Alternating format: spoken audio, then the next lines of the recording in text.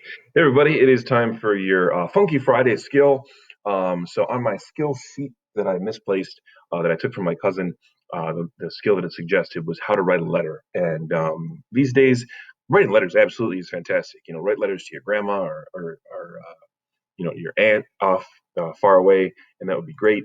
But honestly, I think most of us send our letters via email. So I'm going to do how to send an email properly, because this is a skill that I think is going to be useful to a lot of you, and helpful for a lot of you. So I'm going to be sending my email to the fake Mr. Nobody. And you can see it popped up in red. Mr. Nobody's not a real thing. I know that. And then subject. This is one of the key parts of sending an email that a lot of you like to forget. I think it's because we're so used to texting. When I send a text, like let's say I'm sending a text to my wife, hey, what do you want for lunch? I'm just going to hit the button that has her face on it. Like I literally have a button that I can just text her directly. And then I just say, hey, what'd you want for lunch? I don't even say like, hey, baby, what'd you want for lunch or anything like that. Just straight in, hey, what'd you want for lunch? We don't do that with an email. We got to be a little more formal. We actually have to put a subject line. So my subject line might be lunch.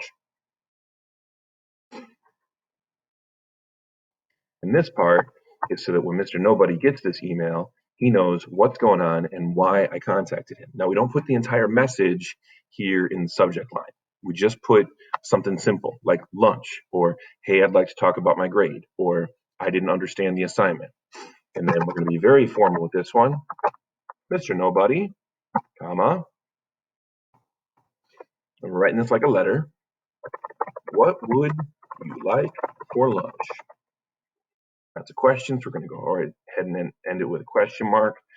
We can check our spelling, of course, using a computer, so we want to do that as well. I was thinking of ordering Taco Bell. I'm not. I'm just, putting something in here.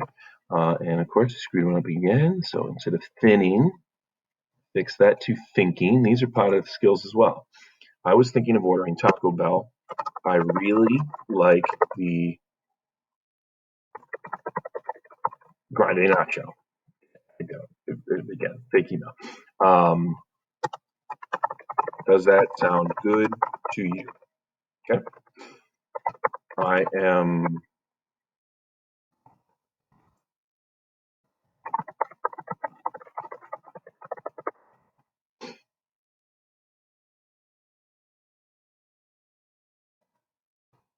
you're terrible on spelling today. All right. I am ordering in about 15 minutes, so please let me know. Thanks. And then I'm going to go ahead and I'm actually going to put a formal closing on here. Sincerely,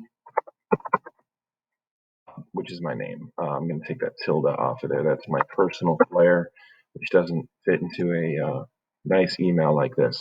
So then I would sign it like that. If I'm writing a letter to my grandma, I might say, love, Bob. If I was writing a formal letter, like let's say I was applying for a job, I might say professionally, Robert Newayne, something like that. And then if I want to make sure that they have my information in case they want to contact me back, I might put my email at the bottom, which I already have, of course, down here with the formal signature as a teacher, but we're pretending that I don't have that stuff down there. I might put my email and I might put my fake phone number of 234 546 7890.